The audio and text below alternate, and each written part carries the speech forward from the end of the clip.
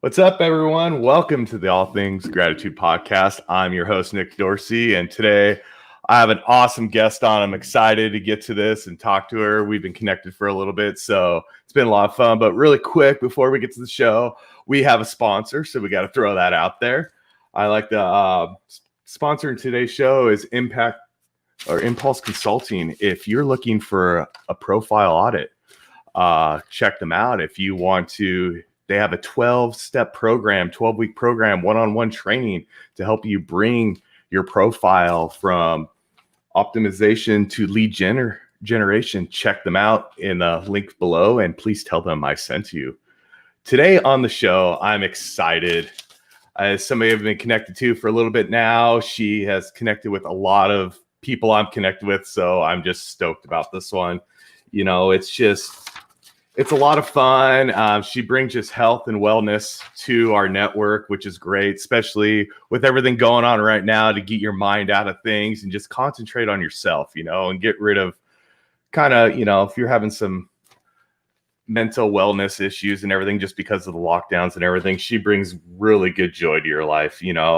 She's a wellness and personal coach. She helps you lose weight, get fitter, and create the healthy habits within 90 days. That's just awesome. She hosts the all-new Ladies Go Live on Wednesday with two of my good friends, Kelly Robinson and Paula Goodman. And she is the founder of Mind Body House. Please welcome to the show, Liz Jones. Yay! Welcome, Liz. I did it all. I don't need to talk now. You've done it all. That's fine. It's all good. I just want to point out the awesome Christmas sweater she is wearing today. She is bringing it today, so I'm excited about that. So, yeah, awesome. I bought this because it's got the little. I was like, nice. That is awesome. Accessories. I'm sporting.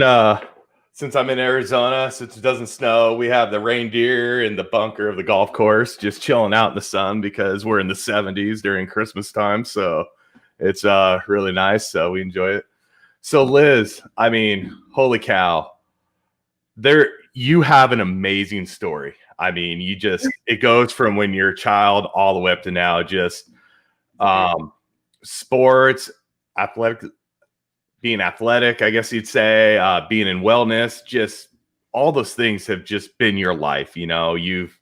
I've heard you say on other shows, which has been amazing. You've been in fencing, I believe in the saber division. Did I get that right? Hey.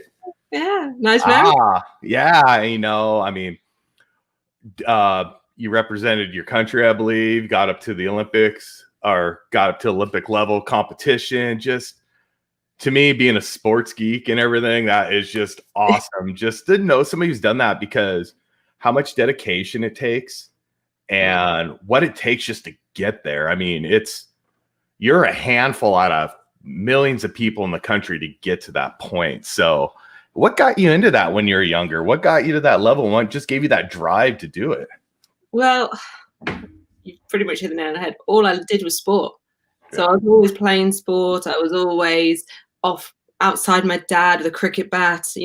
I even got selected because I played so much cricket with the under 13 boys team. As a girl, I would have been the only. Not quite, Andrew. I might check that one up though.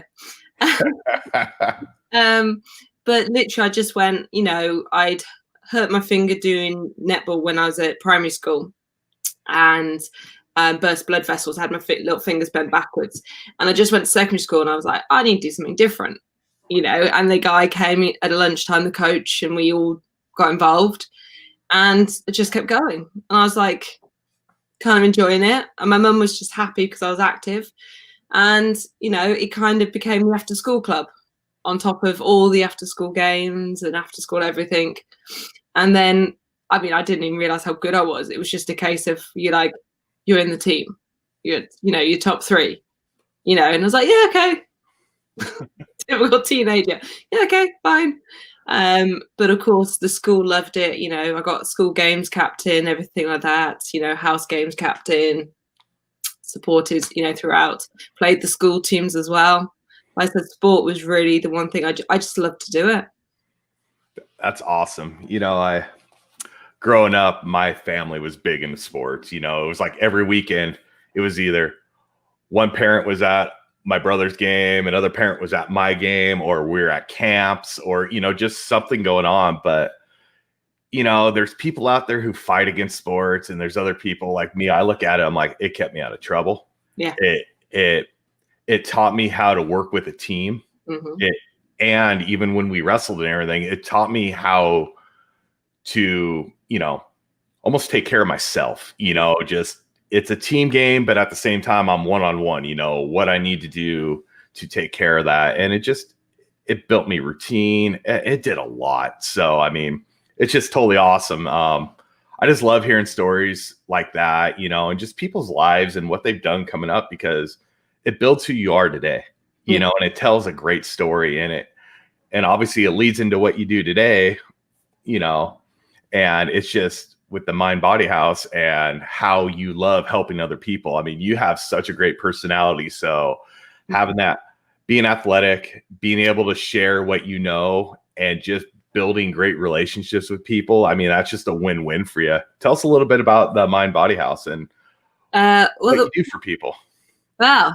The Mind Body, obviously I've been teaching and coaching fitness for years and left my job, and, obviously lockdown hit, and as everybody, business went on hold, some, things lost, all this sort of thing.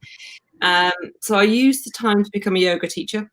And then I was thinking about how I could, morning, Rodney, how I could build this to, like, for example, if we hit a pandemic again, or it went on for long term, because, I spent several months with keeping gaps in my diary, as it were, holding spaces for things.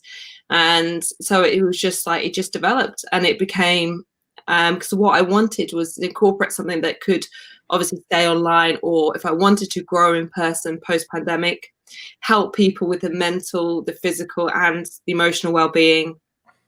I will be bringing in some great people next year, so that will all start to be announced, but there's more to come. So other coaches and things like this. But yeah, it was sort of born so that we can be that over-encompassing house to provide everything to help you stay top of your game. Because if you're top of your game, you perform the best of your game. Everything, it goes in hand. So yeah, that was my little baby that's been born because of coronavirus. So I think you call it a corona baby kind of thing.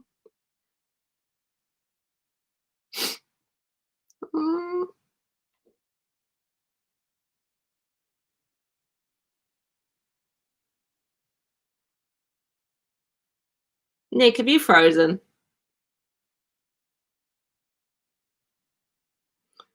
Oh dear.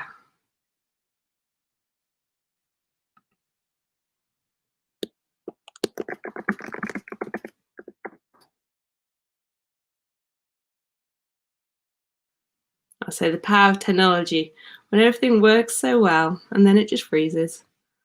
Okay, well, I seem to have lost our host, which is always a great thing to do. So hopefully he will be coming back in a moment. But yeah, health and well-being. So of course, I was just saying about Mind Body House. Hopefully Nick will be back, and obviously we can continue the conversation. But of course, coming up to Birth Mind Body House, obviously coming to 2021, and looking at moving forward, because we all know coronavirus is a pandemic that's hit us hard, and the mental well-being has been absolutely killer. But it doesn't mean things need to stop. Businesses have changed, life is changing. We can still stay on top of our game. So staying active doesn't mean you have to go to a gym.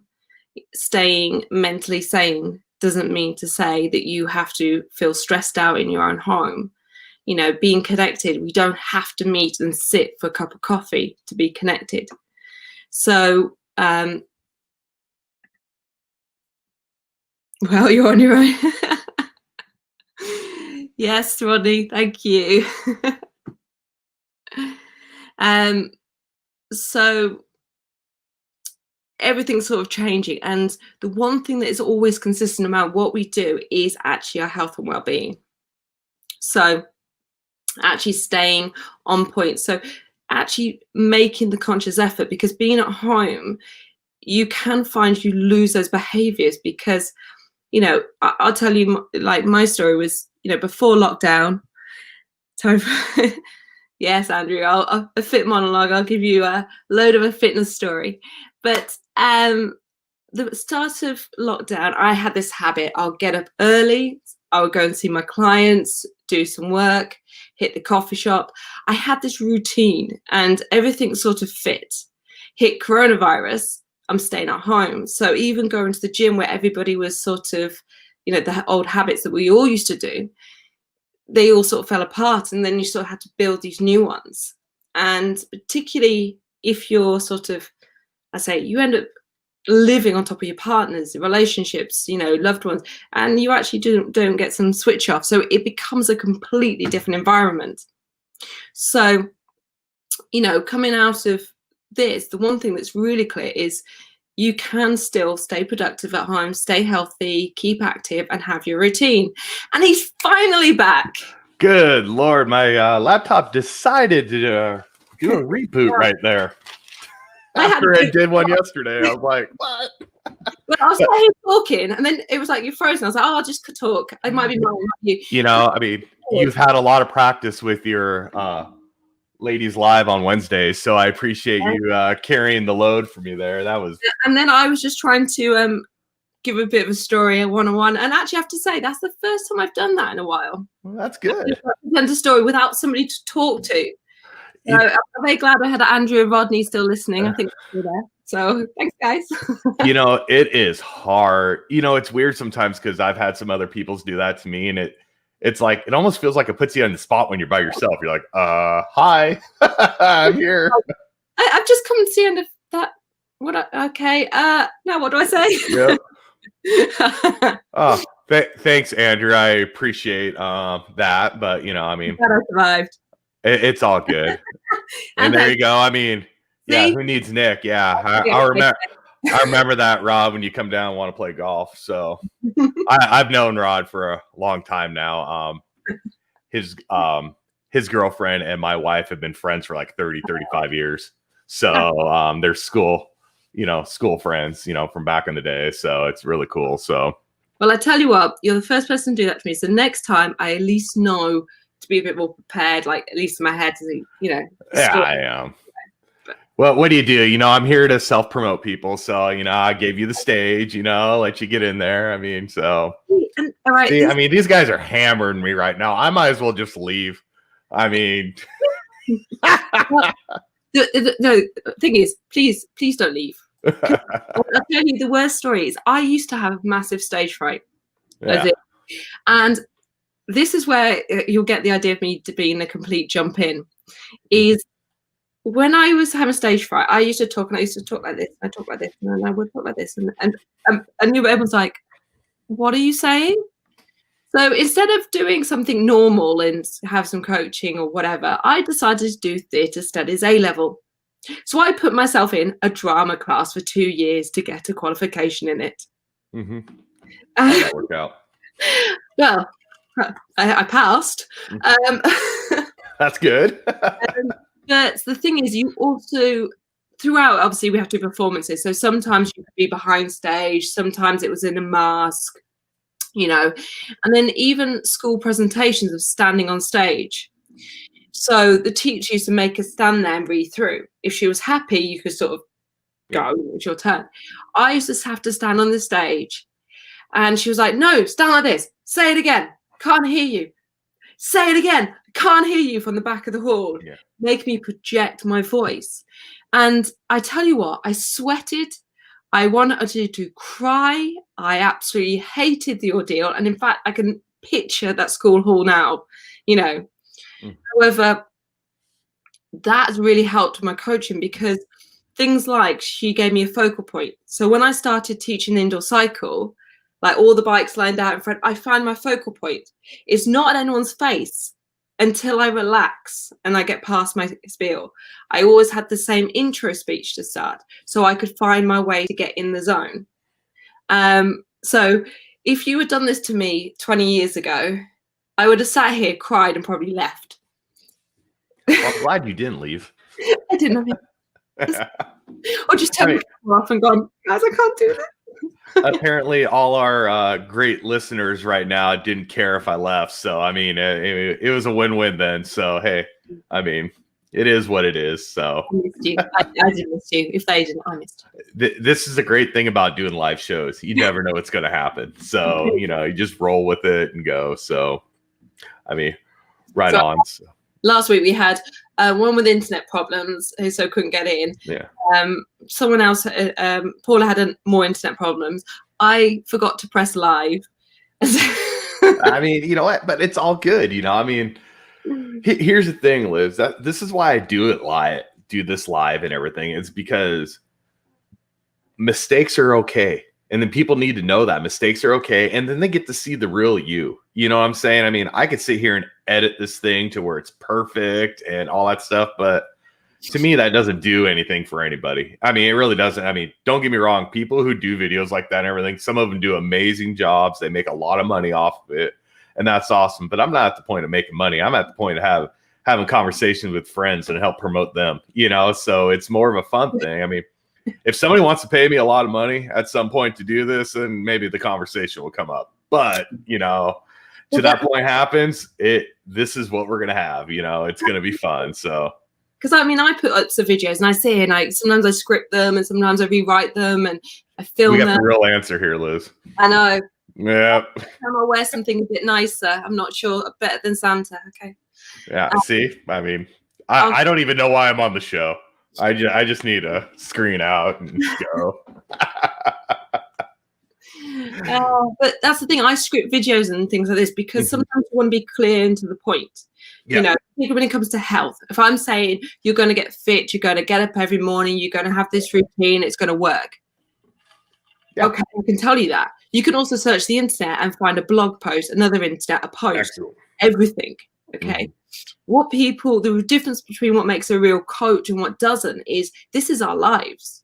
Yep. I do set my alarm at 6 a.m. I have at 7 a.m. is a lion. I do exercise every single day. I have peppermint tea. I have water constantly. I am vegetarian. Yeah. And I am vegetarian. Because I don't like meat. But I still sit there. I have certain fats. I'm conscious of eating what I eat. I don't drink a lot because I don't like it really. But if I sit here and I go, I want a glass of wine, it's healthy to have a small glass of wine. It's still fine because I'm not feeling restricted. And that's the difference. What people get from when they get a coach, they get a mentor, they get even like yourself, a manager, somebody who's running something. You've got that experience. You have that life. Absolutely. I got a little story about wine. Yeah. My uncle, old Italian guy. I mean, he had been about 85, 86. We took him on a cruise. And it was a big family cruise. There was like 40 or 50 of us on it. And we're wheeling around his wheelchair. He's telling us all these old stories, and everything. And we went up to him. We're like, Uncle Mario. Go figure, his name's Mario. Uncle Mario, you want a glass of water? He looks at us and he's like, hell no, water rusts the pipes. You got to drink wine. You got to have a shot of brandy. You got to have this. So it's just funny listening to that come from an old, and if you see the old Italian movie, he looked like a typical old Italian.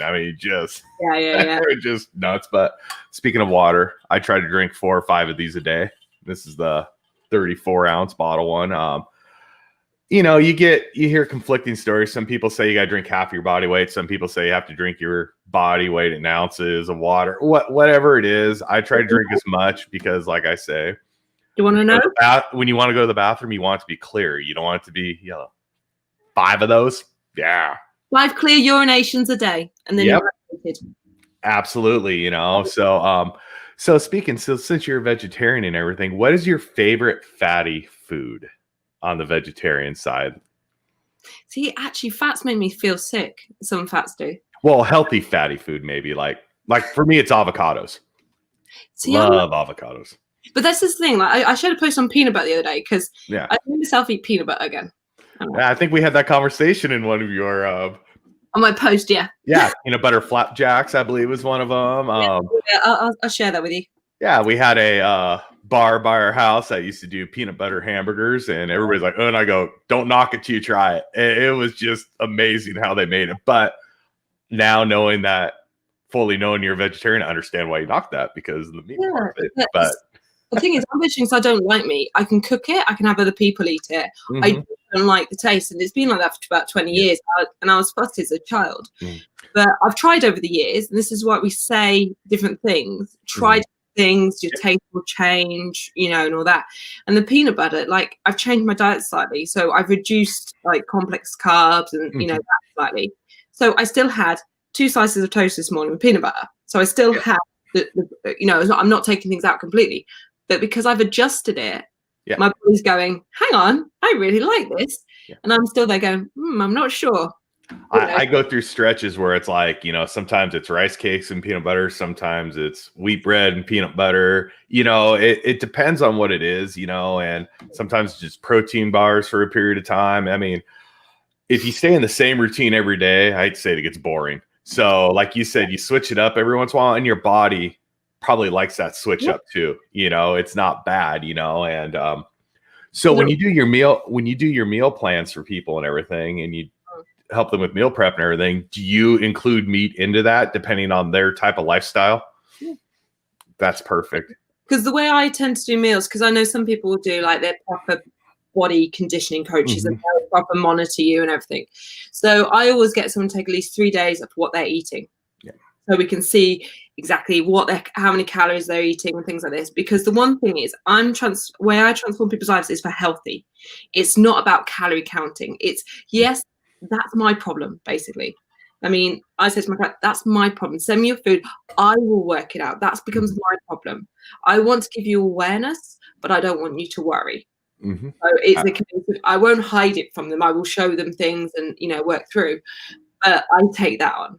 So that way they then look at foods as what would be healthier, and we, you know, things like this. And we make small changes. Because if I say to you, say you gave me a diet and you said, I don't eat anything till 10 a.m.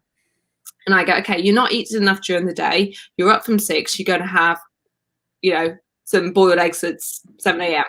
You would go to me, no.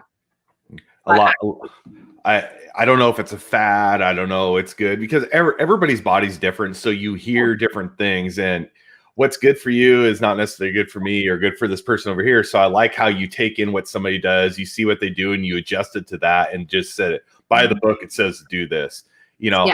There are some people who are huge into intermittent fasting, and there's some people who do not like it, who are against it. And there's some people that say you need, you know, a small breakfast, a small lunch, and a big dinner. Or there's other people that say you need to eat 5 to 6 small meals a day.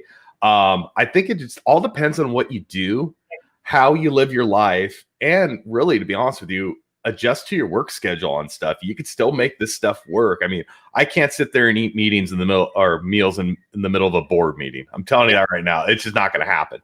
But if you make the right meals in between those board meetings and eat the right, I can bring water with me in there. And that's the big thing. If you drink a lot of water, it's amazing how it makes you feel full. And so it takes a lot of your hunger and your sugar cravings and everything away. And that's hard for people. And if you don't like it, just find some organic or whatever, just flavor to put in your water. If you just don't like water straight out, you know, it's just, there's always ways around things. Lemon. Yep. Lemon's great. We used to put lemon, cucumber, strawberries, you know, infuse them in the water, put it in the fridge, and bam, there you go. Add some mint, some Pims, and, you know, you got your problems. One thing we did, we do eat, you know, quite a bit of meat. And what we want to do is, my doctor told me, because I had high cholesterol and everything, and he goes, you need to take down your red meat intake. So we changed a lot of our ground beef into ground turkey. And we've been doing that for a while, and you can't even tell the difference now. You do the right things, and it to me, almost now when I go to, let's say, a Mexican restaurant and get a beef taco or something, it tastes weird to me. So I'm so used to the turkey now. I want the turkey, you know, it's better for us. And so we've done a lot of that. My wife's been great. She's food preps at times. She really wants to look in what's good for our health and, you know, exercise routine and everything. And it's been really cool because, you know, I said in a post a couple weeks ago, I think, or on one of the lives or anything, I've lost 16 pounds and I've been staying it off, and I want to lose, another 15 to 20. But the nice thing is I'm not trying to do a big chunk at a time at times, because it'll mess up your metabolism way too much. I can drop 20 pounds, but I guarantee within a week, I'm going to gain that 5 or 6 or 7 of them back, just because I can't keep up. If I'm cleansing, whatever I'm doing, I have to make a slow track. So it's like your thing, you got your 90-day thing, and that's kind of what I'm doing. I got a 3 or 4 month plan to get this, to keep it off, to keep it off. Like, I did this before Thanksgiving, Liz, and now Thanksgiving I ate like a pig. I'm not lying. There's been Christmas candy around here and all that stuff, but I've kept the weight off. I've stayed steady. Yeah. So my body has adapted. So after Christmas, we're going to get back into that big routine again and slowly doing it. I just tried it too fast. I've always done it over the years. Just, I can lose 15 pounds in 10 days. No problem. Well, it's nice, but most of it's water weight. It's not really anything else. So, and that's the thing, you want to be losing it to keep it off. So if you do the slow and steady, small changes, you'll keep it. And the big thing, what people don't realize, and you notice, you probably deal with this a lot more, obviously, is people are so fixated on the weight they're losing. Yeah. Be fixated on the inches you're losing, because once you start losing the inches, the weight will come with it. And if you're lifting weights or anything, muscle mass is heavier. You might gain a little bit of weight, but then it's going to eventually bleed the fat out. So, I mean, that's the way I'm looking. I'm looking at shirts like the one I'm wearing today. Used to be very form-fitting on me. Now it's very loose. So I'm like, okay, I may not be losing the weight, but it feels better. When I go to the doctors, they literally look at me and they put me on the scale and they look at me and they look at the chart and they kind of look at me and they go, yeah, you're fine. Yeah. Well, that was the thing when I was growing up. When I was in high school and everything, I was 5'10", I was about 195, but I only had 3% body fat. Yeah. But the doctor would always say, well, you're overweight for your height and everything. I'm like, dude, I got 3% body fat, man. I mean, what am I going to lose? I mean, I weightlift 3 hours a day for football and rugby and all that stuff. I'm just in the peak condition of my life I'm probably going to be in. I'm not losing weight, man. So they're going to make me gain weight, if anything. So they don't. There's like this standard thing, and that you go, okay, standard average Joe, your size, who was the average sort of thing. You kind of go, yeah, that works. Yeah. You start off your genetics, your bone density and all this from birth sets you up differently. I mean, I shared a post a while ago about all these I think it was 6 women or something, all the same weight. One's tall, one thin, one slim, all physically different. But muscle, particularly guys, you have more muscle mass. Yeah. And you can actually have a hell of a lot muscle mass. And if you start and you seriously training, then your calorie intake is going to be like 4,000 calories. You will be eating a hell of a lot. When I was at college playing rugby, it would be, I'd get up in the morning, work out, go to class, work out, go to practice, go eat. But it was like when they gave you a meal card, it was like you're eating 3 or 4 steaks, you're eating this, because I had to burn, like you said, 4,000 or 5,000 calories, because that's how much calories I was burning throughout the day. And I could tell the days I didn't eat that much, I was exhausted. My body was just exhausted. So, I mean, I was eating and I couldn't keep up because I felt like I was eating too much. You just get full because, it's protein shake during the day. Have one here, go eat this, go work out and then go do cardio for an hour to stay in shape and then try to eat some more, like go to bed. Then in college, do your party and then, leave, it's just like, good Lord, it was just crazy stuff there. So, but what people do is they think, okay, I want to lose weight. Say you even being big, it doesn't matter. They want to lose weight. They kind of go, I'll cut the calories. So yes, to lose weight, you need to be in calorie deficit. Yeah. Just to cut your calories is not the right mentality. So this is where they get it wrong, because then if you, for example, just cut your calories right down, you can actually be losing that muscle mass. The things that you want to be keeping You can actually be losing quicker than actually the things that you don't want to be losing. So this is why it's all, you do have to have, if you play the safe and steady game, you won't go into that yo-yo dieting, because that's why you can go, I can put it on, put it off, because if you yo-yo, your body bounces. Well, Liz, isn't diet a bad word? Isn't it a lifestyle change? Yeah. Yeah, see? Well, I'll say. Rodney added a good one on here. He put almonds, and almonds are great. I hate them because I've eaten so much of them. But I tell you what, my brother went vegan for a while, and he made me these tacos and the meat was made out of almonds, and he put them in a processor, get them a little wet, put a little seasoning in there. Oh my God, it tasted just like ground beef. I was like, good Lord, man. Yeah. How do you do this? You can make these, but the great thing is, if I eat, like, say, almonds and just have a handful, because the amount you should have for like a healthy snack, obviously, for me, it's like a palmful, sort of thing. If I have a palmful, I'm like, I'm done. And so I'm out there going, I can't actually physically eat anymore what is healthy for me. I'm just like, I'm done. Thank you. See you later. And I mean, I know it's excuse. I know it's all mindset and everything. But being Italian this time of year, when everything's Italian Christmases and everything, there's a lot of pasta rolling around. And pasta's not great, but when my mom makes her homemade manicotti for Christmas Eve, you got to go all out, because that's the only time of the year we get it. So, I mean, I know it's an excuse, but hey, I mean, she makes that stuff from scratch. It's an old family recipe from my grandparents and everything from the motherland. I'm just like, I'm all in. I don't care. I'll deal with it after Christmas. I'll see you Boxing Day for a workout, yeah? What was that? I'll see you Boxing Day night for a workout. Okay. Let's do it. I mean, right now I normally work out this time of day, but we adjusted the schedule because that's fine. If people just came on, if you haven't noticed, Liz is from the UK, so we had a do the adjustment. But I got one of those really cool Chuck Norris total gyms that I do a total gym workout, and I like those because, one, I would need a ton of free weights and dumbbells because I like lifting and don't have the room for it. And number two, this uses your own body weight and you can adjust the resistance and everything. So I like using my own body weight against myself because it gives me, I feel like it gives me a better workout. And then, so we do that. And then I do a 3 to 5 mile walk every day, fast walk, half jog and everything. So it's my morning routine. What we got going here? It's Rodney blowing it up, it looks like. He just likes to talk to us. Well, he does.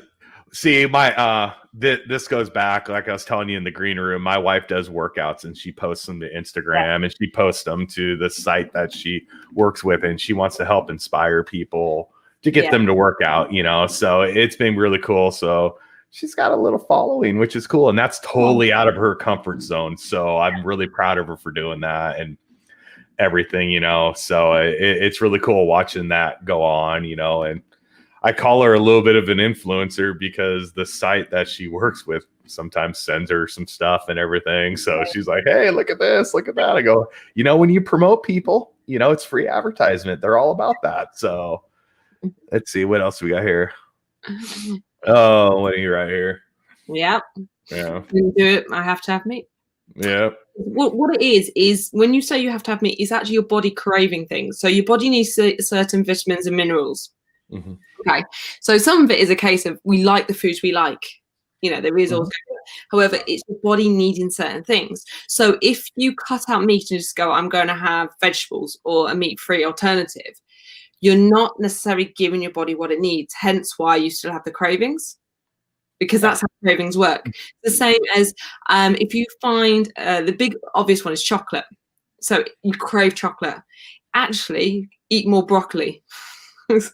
It was like I would sprinkle cheese on it, but I know that's not good. But hey, one of the minerals you need. So if you haven't, so particularly, I mean, I notice it. Like if I being vegetarian, I can go sort of slightly anemic because I can control my diet and things like this.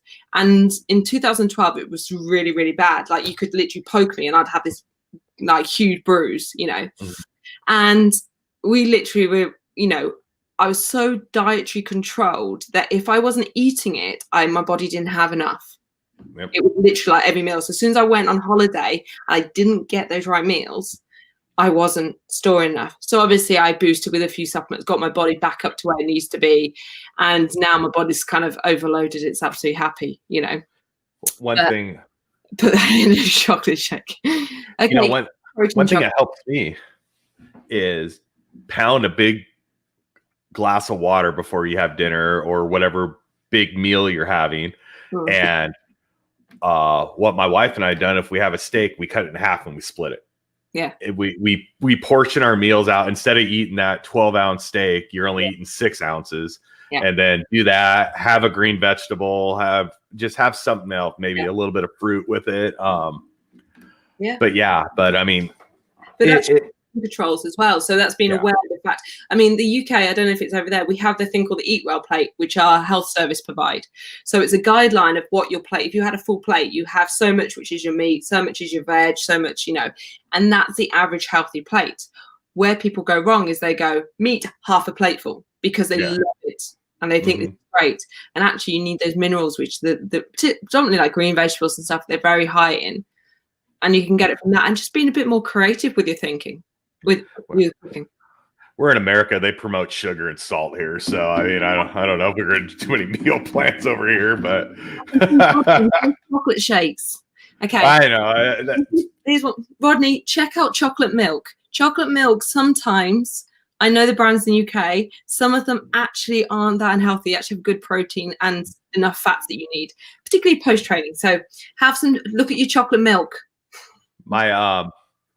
My brother, his kids, all they can drink is almond milk. So they have the chocolate almond milk. And he goes, it's not 100% healthy, but it's a lot healthier than chocolate milk, you know? So he's trying to promote that with them because they're very athletic. They're playing soccer all the time or football. When I was post training, I was actually looking, because this is how I figured it out a few years back. So I was sat there going, I want something post. Okay. And I thought, and I grabbed one of the, the sport drinks, the post-training protein drinks out the fridge. I thought, brilliant. I'm on my way somewhere. I need something.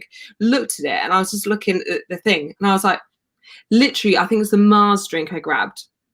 Looked at the back and I was like, I'll have the Mars drink, you know.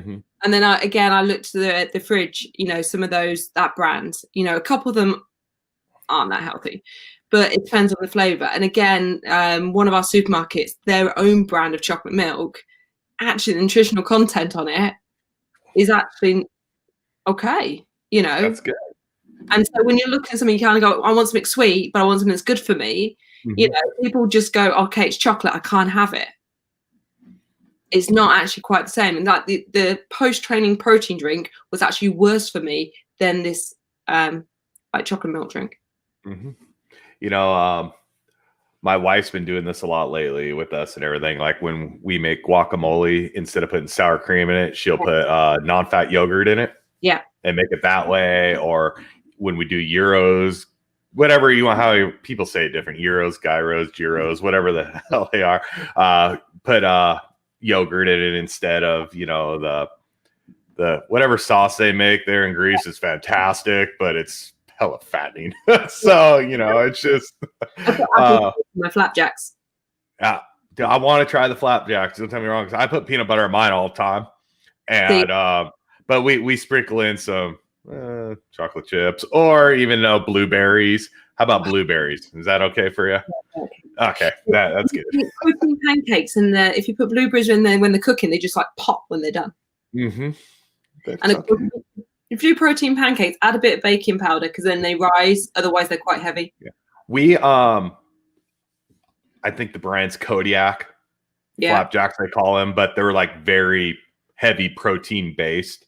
Yeah. And they're great after a workout. Having those, you just, you know, you feel good. You know, it's not overbearing, I guess you would say, but then it depends on the type of syrup you put on it. You got to find the right stuff there, or else you just cross cancel everything out. So, you know, you got to make sure it's right, you know, but see, I went through a huge phase of trying to find all these recipes, you know.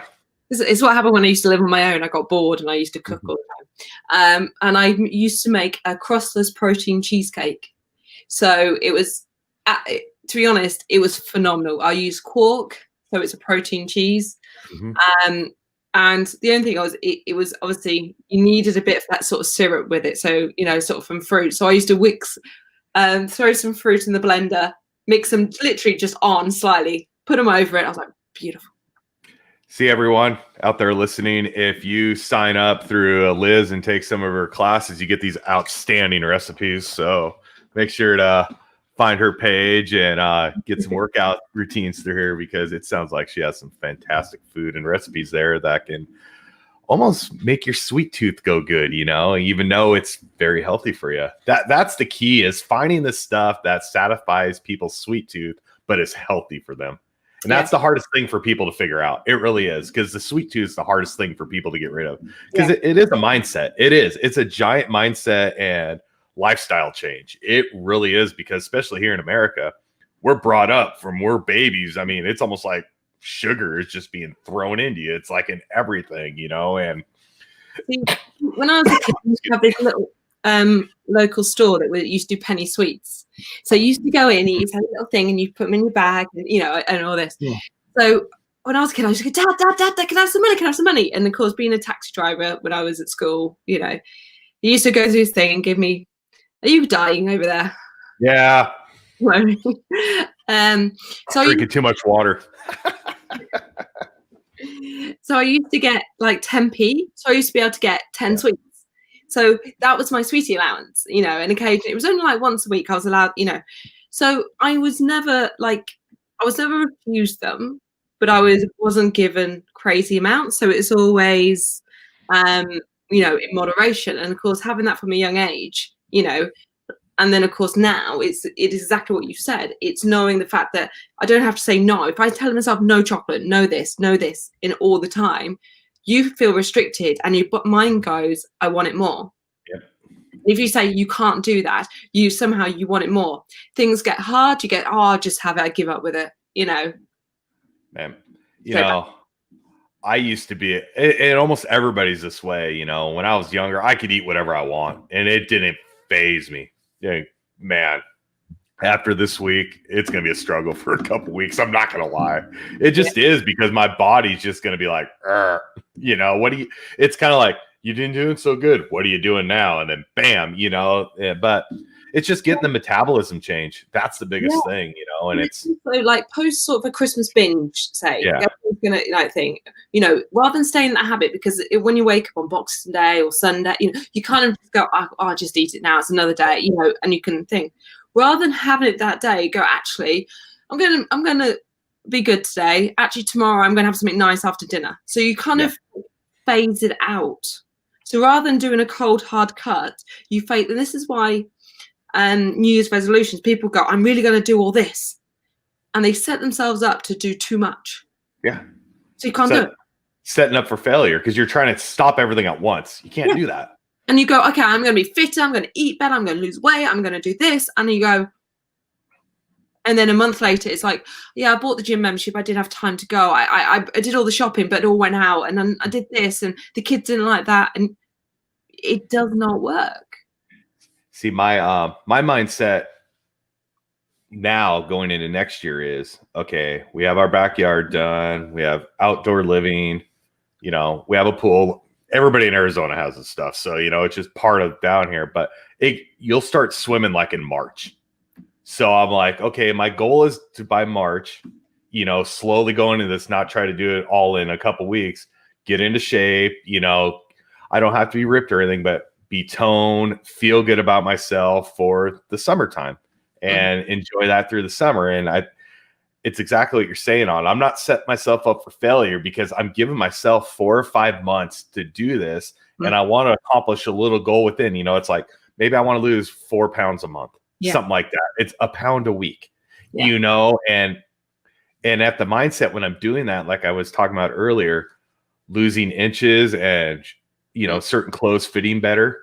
And it just makes you feel better when you can fit into things. You may not see it on the scale, but mentally, it's happening. And that's the biggest thing, is the mental part of it. So, and it was saying fitness, eating, drinking, all this. If you go straight afterwards, like this is why dry January.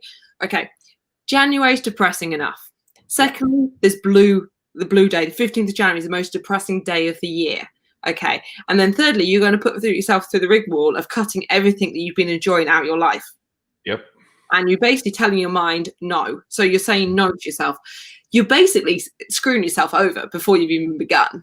And people go, I'm going to do it different. Actually, if you start off, hey, Joe, if you start off the year with the mindset of, actually, I'm going to get fitter and stronger, but exactly that, by April, I want to be in this position. So actually in January, the first thing I'm going to do is I'm going to join the gym and I'm going to join an online classes. I'm going to become active. And what I'm going to slowly do is I'm not going to be drinking every single day. I'm going to just reduce that down to a couple of a glass or two at the weekend. So you're reducing what you're doing, not cutting it out. I got to tell Rodney something real quick. He put a thing there about surprising a girl's like, hey, Rod, Jody watches these lives, so she sees your comments. So that's my wife. So, hi, Jody. So let's see here. This is a good one. Who's your favorite football team in the UK? Do you have one? No, I don't like football. I'm a rugby. That a girl. Who's your favorite rugby team? I support England, so my Barbarians and everything. So they're all right. See, that's one thing. We know health and fitness is your life, but let's learn more about Liz. Stuff like this. So we talked about it. I played rugby for a while. I absolutely love it. And I told Liz, her being in the UK and everything, that's one thing I want to go over there. The history of the country, and especially with basically the birthplace of rugby, and how big it is over there. I mean, I think it's football and rugby, I would say, are the two big sports over there. And then, but going to like a Wales England game or a Scotland or Ireland, when they're playing England and stuff like that, when it's the national pride on the line, people don't realize in America how big that is over there. I mean, it's gigantic. And that's one of my bucket list things is to see a rugby game there, then see a rugby game in Australia or New Zealand. Yeah. It's just, for me, it's just nothing. And if you guys don't know rugby, look it up, man. It's football without pads. You got to throw the ball backwards to go forwards. It's like, I always say, it's like 25 rules with 150 different variations to it. So you really got to figure it out. But it's just, you want to talk about, to me, the ultimate athletic sport, because it's 5-minute half times. It's nonstop. You're hitting people. You have athletic ability in there. I mean, you got these forwards that are like 300 pounds that are running like 4.7, 4.8, 40-yard dashes, and just their athletic ability is just amazing. And I'm not being biased because I played it. I'm being biased because I was in the middle of it and I saw some of these people and I was like, how is somebody your size doing that? It's just nuts. So did you play at all growing up, or was that offered to women then? I don't know how it is over there. No, I mean, when I was in the army, that was another thing I did in my 20s. I joined the army. What we did had sports. So the girls team, because I was obviously in the girls platoon, they had a whole team. So I did join in. They were like, we need extra players. You've got to come over after you're doing your remedial PT. You've got to come and join in. So yeah, I did jump in and play a few games. But yeah, so it's kind of like, it wasn't anything I really got into because I played a lot of hockey. So even when I was in the army, I played for the girls team and I even played at the boys team. So that's because I was a goalie. I was a bit crazy. So, yeah, well, I mean, but yeah, rugby is the one sport I think, because it's exactly that. It's 90 minutes running around. The guys are huge. They are simple. I worked in bar. One of them, his hand was as big as my head, and I'm like, oh my God. I'm like, yeah, It was nuts because rugby in the last 5 to 10 years is getting bigger in America, but it's still way behind. And when I played, it wasn't big mainstream here yet. So what they really liked about me is I was playing normal, what we call American football. Yeah. And I wasn't scared to hit people, so I would just come flying in and just crush people because I knew how to tackle right. I knew all that stuff, which, a lot of people in rugby here, when they first start, I mean, obviously when you start playing here, nobody knows about it. So you're learning it on the fly, and I was gifted with speed. I can hit people. So I don't know what they call them over there, but over here we had a lot of one-offs coming off the scrum half. and just dive into the forwards. And I'd be doing that from the number 11 or 14, which are wingers for people, or fullback position, and just coming in and just crushing the forwards just right in their chest. And, and I wasn't scared to do that. I just played recklessly because, I'm 19 years old. Who cares? But I had a lot of fun, and I had a lot of success out of it, and it was really good. But the problem is, got a lot of concussions, got a lot of injuries, and my body right now is like, ugh. So I feel it now. That's why we had to move to Arizona, man. I feel it now because when it was cold in Washington, my whole body hurt. So now it's so warm down here. Arthritis seems to gone away. It's kind of weird. It's weird when it's warm. So if you come, you've got to go to the Twickenham Stadium. Is the best stadium. Oh, I mean, I've been to Cardiff one, and the best bit was, this is obviously Cardiff, the capital of Wales. We're watching rugby league, so not union. Yeah, league. And big difference for people. So I prefer union. Union's much better. Anyway, so Wales won first. So it was obviously the nations, and obviously England were on after. There's me and my friends sat in our England shirt, literally surrounded by Welsh people. We're like, we don't care. And my mum's like, you can't wear those. You can't, And mum's actually getting embarrassed about us wearing our England shirt surrounded by them. We're like, look, England aren't playing Wales. It's fine. They're in the match before. Yeah. And I was just like, and you can just see it. But there is a massive rivalry between England and Wales. Yes. Like, massive. Oh, it's huge. You do not, if you're watching England, if it's England versus Wales and you're in Wales, do not wear your England shirt. Yep. It's kind of like I watch all those shows, like documentaries on those things, and it's just like I watch the Six Nations, and my motherland country absolutely sucks, and I don't think they've won a game in 20 years in that tournament, Italy. But I just sit there and kind of, let you, it's a free win for everybody. It's like a practice game for setup. So, before everybody plays England or Wales, they usually have Italy. So it's like a warm-up game.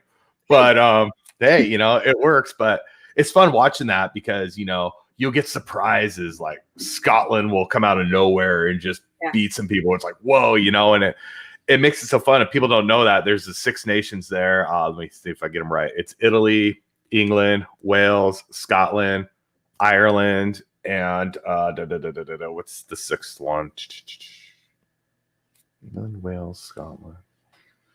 I got 5 of them. That's good. France. And and they play a tournament. I think it's every year, isn't it? Or is it every other year? Every other. Yeah. And if somebody wins there's different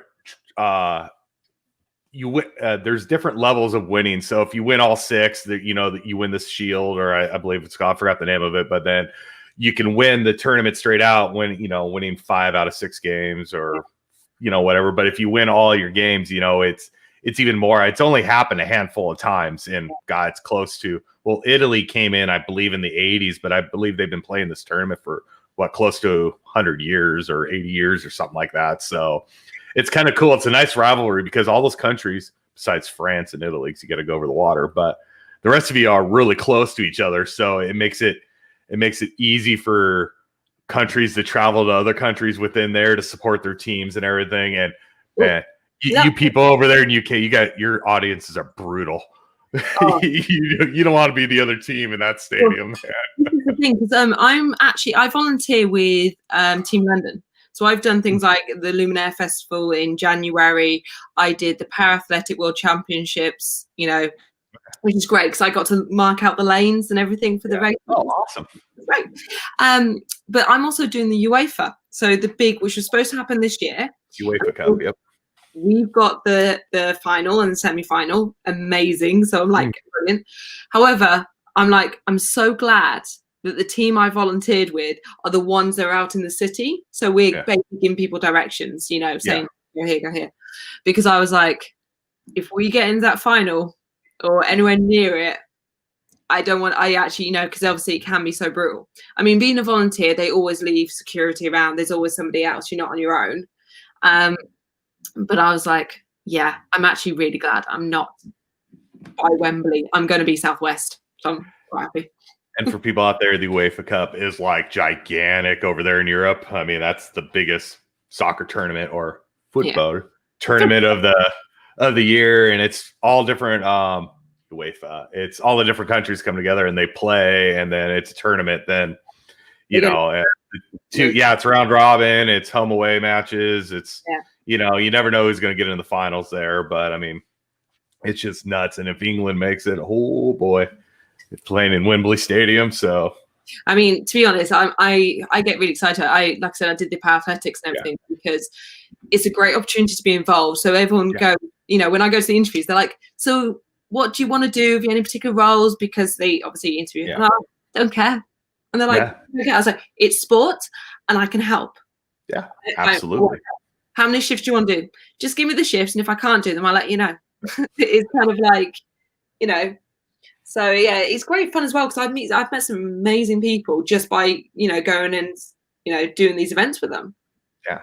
And that's a lot of fun. And here's the thing is, obviously you love sports. You love people being athletic.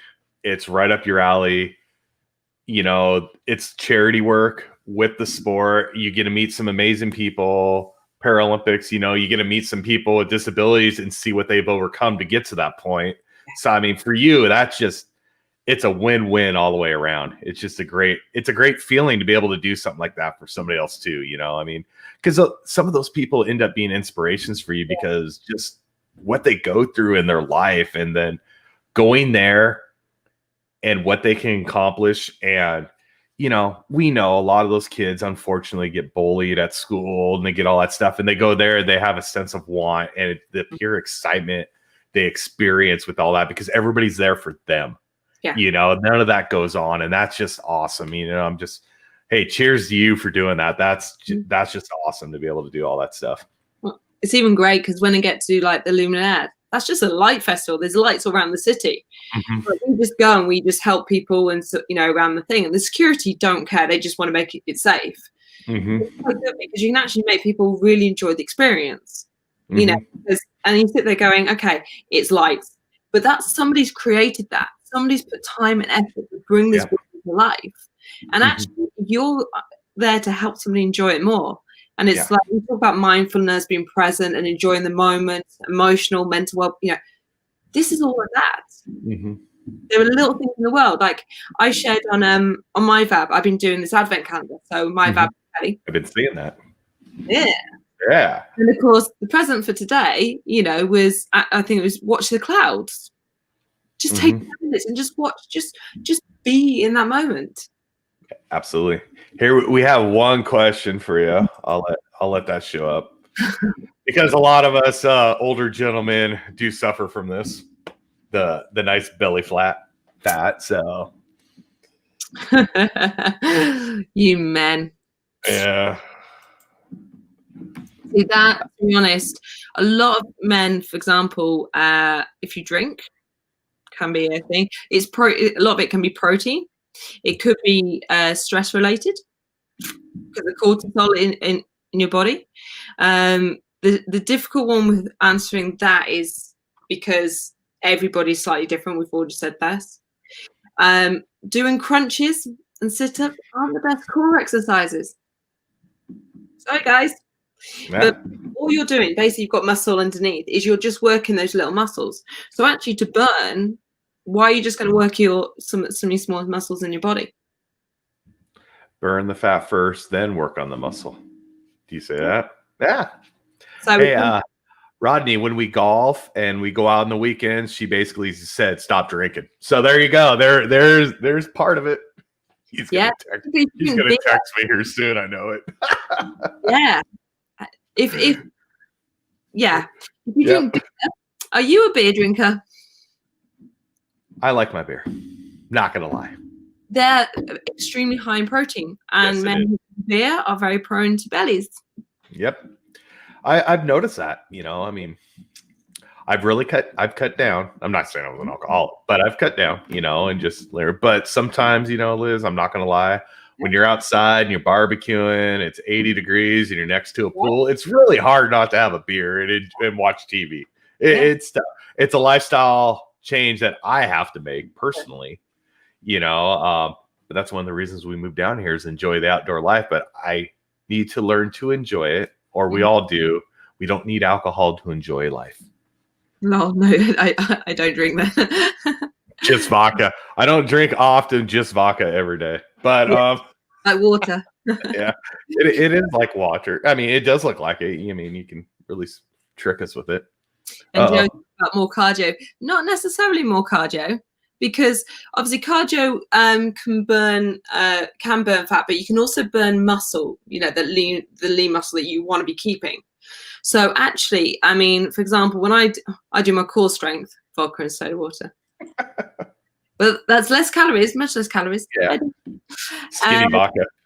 yeah, and don't worry, I'll put you through a workout afterwards. I'll make you sweat. But this is where we do things like when you do sort of front squats, you know, squat to press, things that you use in the sort of your core muscles. So you're getting, I mean, all my cardio sessions that I teach, like I teach like a power fit class online. So it's a half-hour class. No, it's all body weight. You don't need any kits. You're going to get a sweat on. Your heart rate's going to go up. So it's going to be your cardio workout. But you're doing it not just by going for a run. You're doing it by doing squats, lunges, press-ups, walkouts, you know, different variations of which. So you're actually going to sometimes Worst exercise ever. I hate burpees. I'm not gonna lie, I just absolutely hate them. okay, I'll make you do 100. Okay, I remember. Good Lord. But anyway, so Liz, let's say we're in a normal year, no COVID, because unfortunately UK just locked down again. So going through that fun stuff. Yeah, party. So a normal year, how do you guys celebrate the holidays over there? Do you have a bunch of friends, family? How do you do that? Okay, with my family, where as a kid we used to go to one grandparents on Christmas Eve, family Christmas, you know, and again the family on Boxing Day. And then of course what we've stayed tradition as we've got older, and like I live in London, my family live in Wales. So even on Christmas Day we I don't want to. That's our man, David. David's awesome. just so yeah, the tradition was always we always got together on Christmas, you know, so we'd always go over. And when I was in my 20s, I started this thing of I would cook, because my mum's done so much for me over the years, and I wasn't earning a lot, so I couldn't pay back the deposit for the house she'd done and all this. So I went, that's it, I'm cooking Christmas dinner. So it became this ritual. We'd get over there. We could all open our stockings early. So if I used to get there at like 5 a.m, ridiculous time. My mum used to be like cussing me, and you know, we could open our stockings. Then it was like, I'll start dinner. Then we'd sit down and have our presents, have dinner. And then even like my nan, she's now 96. So even like last year, my mum would pick her up at 11. She would come over for presents, have dinner, then take her back. So it became sort of, we still had that family sort of thing. This year, of course, it's me and my housemates, and we've got a friend coming over who lives on their own. So because she lives on her own, she's allowed to come over and be part of our little Christmas bubble. But we're just having the thing, and of course it's going to be Skyping the family. So it's still going to be there. The family's still going to be there. But yeah, and we're still going to church. We've had to book tickets for church, but we can still go on Christmas morning. Okay. So we do that. And you've frozen again. No, you've moved. Am I? All right. Maybe I was just holding really still because I was reading comments. Yeah. Yeah. We used to do growing up, when my grandparents were alive and everything, we'd have 25, 30 people over for Christmas Eve. That was our Italian Christmas Eve. So it was all Italian food on the plate. So, and all the people over. So that made a lot of fun. Then Christmas Day, it was just, you know, it would be a ham or a prime rib just with my parents, you know, and my little brother. Now we moved to Arizona. So this year we're not locked down here. So we're not going to have a huge group of people, but we'll have my parents and two of my brothers over for Christmas Eve at my parents' house. Then Christmas Day will be over at our house, you know, do a midday thing, but not like we're used to when we lived in Washington. I mean, not the gigantic gatherings and everything. I mean, because, you know, families have moved now, everybody's all over the map, you know, and See, that's this is the first year we're not in Washington and we're away from our kids and our grandkids. So it's going to be a lot of FaceTime. Our goal when we moved down here was to fly them all down here for Christmas. And obviously they're in Washington where it's total lockdown. So they can't leave anywhere. And, so it's that's going to be a little tough this year for us because we're used to having them around. But, we'll get through it and it'll all get made up at some point, and everything happens for a reason. So we'll figure it out. So that's the thing. It's just like going, it doesn't stop those special moments, those little conversations of, or whichever. I mean, we've got Zoom, Skype, videos, Telegram, all these calling platforms. Well, think about it. If this happened 20 years ago, you think about it, we'd be in a lot worse shape because none of this was around. None of this Skype or Zoom or FaceTime or anything. So I always say the smartphone is the worst invention ever, but the best invention. It's the worst because everybody gets stuck playing video games. You get stuck on social media before you know it's hours. Kids aren't outside playing like they used to when I was growing up. But then at the same time, when I was in manufacturing, I talk to Damon about this all the time. My facility team and myself, we can go fix $1 million machine by watching a YouTube video. It's just amazing what it could do at your hand right there at the machine. You wouldn't have to leave, so crazy stuff going on. So it's all about finding that balance, and Christmas is still a special day. Yeah, it is. I'm still a little kid. I mean, especially this year when Halloween was over, we threw up all the Christmas stuff. I'm like, this year's been a dumpster fire. Get the lights up. We have to have some type of cheer going on, so, but down here in Arizona, everybody, God, it seems like every house is just decked out in lights. I mean, every holiday people deck out down here. So it's pretty cool seeing it. So that's kind of fun on that aspect. So I have to say, we're trying to put up, we're like going, putting bits up and things like this, going around the road, you see, and it's just like, actually, it's just nice to see a difference. Particularly London is a bit, I went out to see, people in my bubble earlier, and it was just like driving, you just like, it's great. It's an overcast day. I'm just glad there's lights around just to put some brightness into it. Let's see. It's going to be 72 today and blue skies here. So just to let you know. Yeah, it's already night here now. It's already dark. Last night, I think it was Saturn and Jupiter or whatever, they crossed, so it made the Bethlehem star. So we were able to see that last night at our house. So that was kind of cool. We couldn't see it because it was overcast. Oh, yeah. I mean, it never gets overcast here. It's amazing because we moved into a town down here that there's hardly any street lights, like one light on every street. They call it a blackout town or dark town or whatever. But it's just amazing the amount of stars you can see now. I mean, because in Washington, we barely got to see stars. There's so many lights. Everything's lit up. You'd see them, but down here, it's like, seems like there's 10 times as much. But they've always been there. You just couldn't see them because of the lighting. So it's really cool to just sit outside and look up. I'm like, wow, man, this is kind of cool looking. So you get to see some of this cool stuff. Yeah. I love going to my parents' house because they live literally to middle of nowhere. It's kind of like to get mobile signal, you're kind of going, move, damn. And you're like literally doing this around the house to get the mobile signal. How old's their house? If they're in the middle of nowhere, probably built 100 years ago. No, my dad built it. Oh, awesome. I was 17 when they moved over to Wales and he built the house.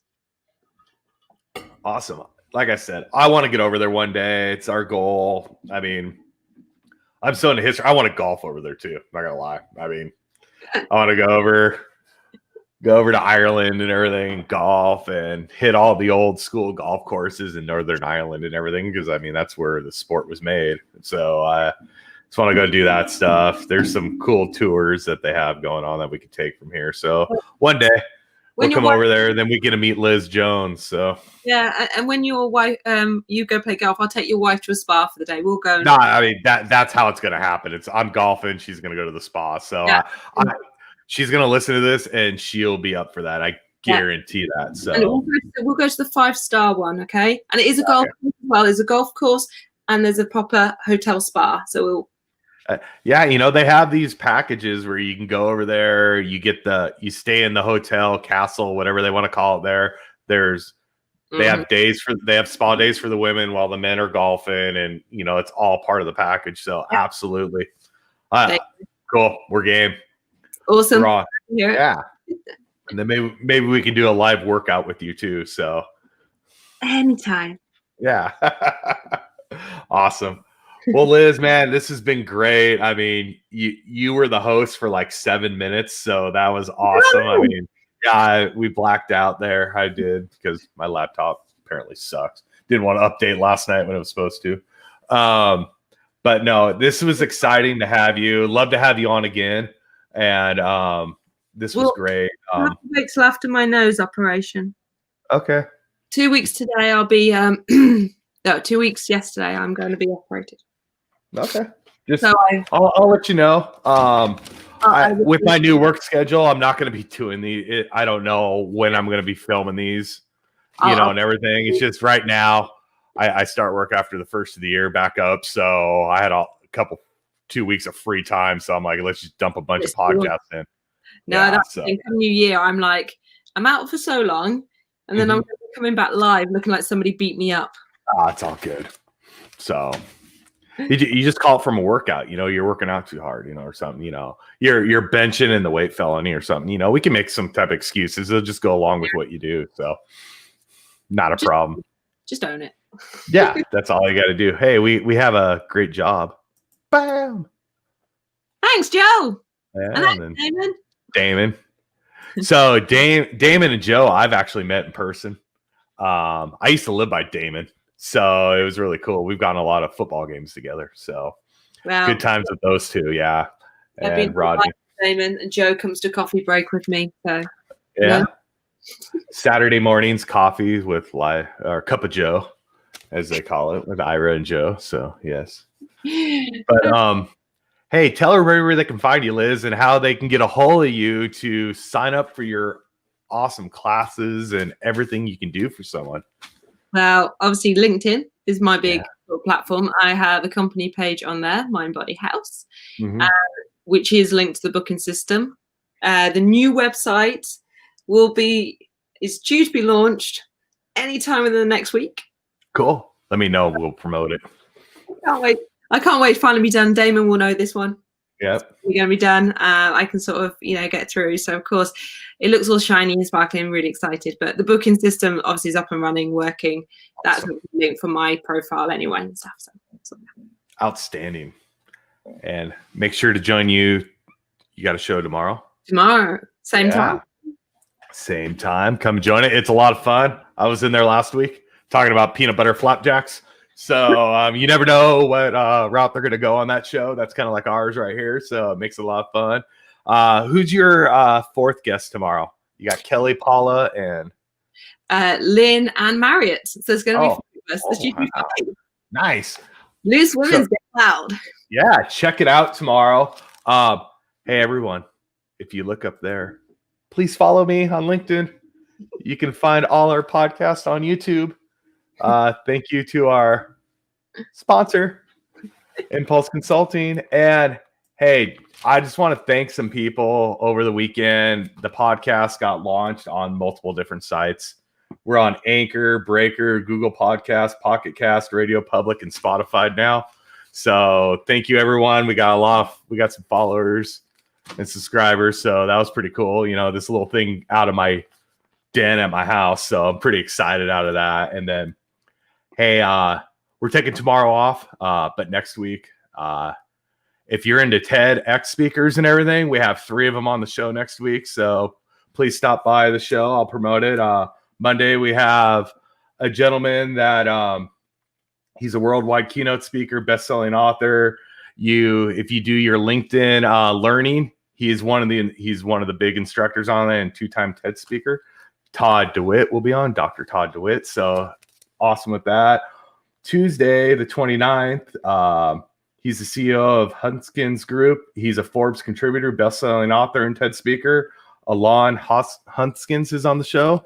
Really cool guy. Then Wednesday, this will be a treat on Wednesday. She is an Emmy Award-winning voiceover artist. She's a master storyteller. You've heard her voice in commercials, promos, video games, Super Bowl commercials. She's all over. You'll know her voice when you hear her. She's a communication coach and a keynote speaker at TEDx. Tasia Valenza will be on the show. So a lot of fun next week. Please come join us. Liz, thank you for being on the show. I absolutely appreciate it. Check her out tomorrow live. Same time, right? It'd be 8 o'clock Mountain Time, 7 Pacific, 10 on the East Coast. And I believe it's 1500 your time, 3 o'clock. Yeah, there we go. So Liz, thank you for being on. I really appreciate it. Find her on LinkedIn, guys. She's a great follow. A lot of fun to be around. So have a great night. Merry Christmas to everybody if you celebrate Christmas. Happy New Year, and just enjoy the holidays if you can with your loved ones. And just remember to keep your loved ones close and everything in this year. It's a tough year, but remember, there's a plan for everything and everything will work out. So have a great one, everyone.